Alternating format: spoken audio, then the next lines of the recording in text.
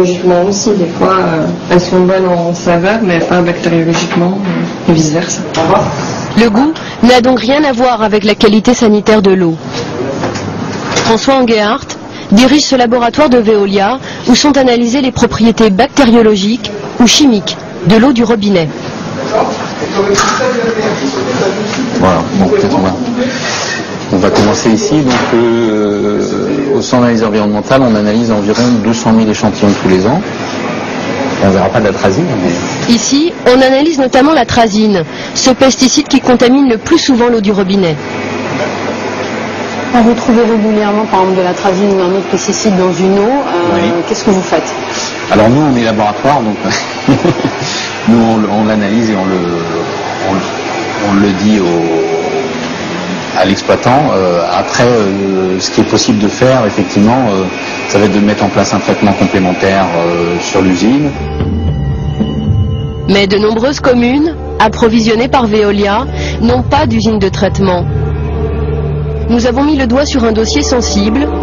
Aussitôt, le chercheur le signale à son directeur et au service de presse. Poser des questions sur est-ce qu'il y a des villes où il y a de l'atrazine, tout ça. Est-ce qu'il y a des collectivités où il y a de l'atrazine. Quand on a une non. Non. C'est la vérité, moi. Non, j'ai la commune là, après, ça vous parler de vérité, on est dans la merde. Pourquoi Veolia distribue une eau trop chargée en nitrate ou en pesticides à certains de ses abonnés? L'hydrogéologue Boris David va d'abord tenter de le minimiser. Il y a des communes en France dont vous occupez où on voit quand même des dépassements réguliers en pesticides ou en nitrate depuis plusieurs années. Comment ça se fait que le problème n'ait pas été traité? Des communes, oui, les pesticides en général, je pense que maintenant on maîtrise bien, on a des filières de traitement. Oui, mais il y a des communes rurales où parfois on voit le problème depuis 10 ans par exemple. Ça fait 10 ans que ça dure, 10 ans que les gens consomment une eau avec des taux de pesticides au-delà de la norme ou des taux de nitrate au-delà des normes. Mais oui, vous pouvez me dire lesquels? Oui, je peux vous montrer, ouais. Attends, excusez-moi, un grand combat. Vous avez interviewé ce monsieur là, c'est ça, en Normandie?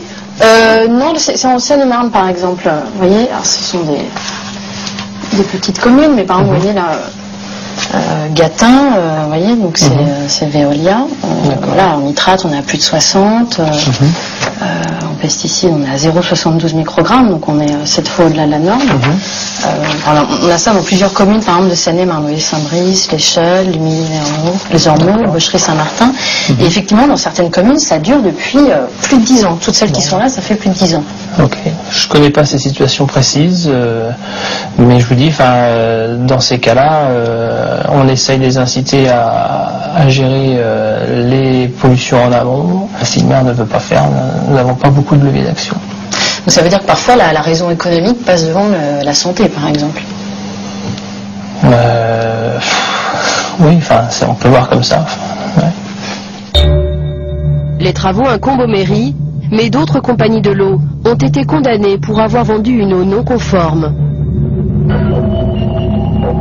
En Charente, une poignée de citoyens a réussi à faire condamner un géant de l'eau.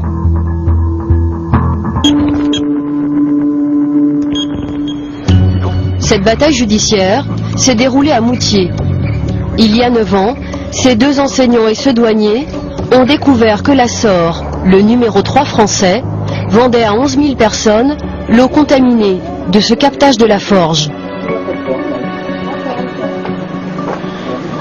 À partir de 1991, on était au-delà des normes. On est monté jusqu'à 0,6, 0,7 pour le cumul de pesticides et encore simplement sur les 2 pesticides, les 2 désherbants du maïs. Ça a été 6 à 7 fois les normes en fait. Pour certains éléments, et notamment pour les pesticides isolés, oui, on était largement dans cette ampleur-là, oui. On était un peu révoltés, faut bien dire. On se dit c'est quand même pas croyable qu'on n'ait pas été informé d'une part, et puis faut faire quelque chose, quoi. Bon, alors cette espèce d'omerta qu'il y a là-dessus, quoi. C'est une omerta. Pour attaquer la SOR, il a d'abord fallu faire la preuve de la contamination. Pour nos citoyens, ce fut la chasse au bulletin d'analyse. qui sont pourtant des données publiques. Dans certains cas, ça a été relativement facile parce qu'on a pu les avoir dans des archives municipales. Et puis dans d'autres cas, on s'est heurté à un refus des syndicats des eaux de nous transmettre ces éléments parce qu'ils savaient, enfin en tout cas ils craignaient qu'on donne une suite judiciaire à notre action. Après 12 ans de contamination, la source d'eau polluée a enfin été abandonnée. Et dans ma commune, maintenant tout est réglé. Depuis 7 ans, Jean-Pierre Bellefaille fait à nouveau ce geste simple, ouvrir son robinet pour se faire un café. Mais Jean-Pierre et ses amis ont également voulu obtenir réparation auprès de la compagnie de l'eau. À la preuve elle-même, ça a été une de nos difficultés, c'était effectivement de justifier auprès du tribunal de l'achat de bouteilles d'eau. Comment faire la question, voilà. Alors, si on anticipe sur ces problèmes, il faut garder ces notes d'achat et le mieux c'est d'obtenir des factures de ces fournisseurs d'eau, mais ce que personne ne fait, aucun particulier ne fait. Ils ont donc calculé par foyer le nombre de bouteilles d'eau consommées au prix le plus bas du marché. Sur ça, il y a 2 ans, ils ont enfin obtenu gain de cause. Le tribunal condamne la société SOR à payer à M. Roux la somme de 4 560 €. Et donc au total, on a obtenu pour 11 familles qui étaient impliquées dans notre action 32 575 € et 96 centimes. Voilà, donc ce qui était pour nous une grande satisfaction, parce qu'il est vrai qu'on nous a pris de haut pendant très longtemps, on nous a pris pour des rigolos. Pour nous, c'est quand même une très belle victoire. Cette belle bataille, seules 11 familles sur 11 000 habitants l'ont menée. Pourtant, près de 5 millions de Français ont bu au moins une fois en 2008 une eau qui ne respecte pas la norme pesticide. Il existe un toxique bien plus inquiétant. C'est le radon, un gaz hautement radioactif. Nous avons découvert sa présence dans l'eau potable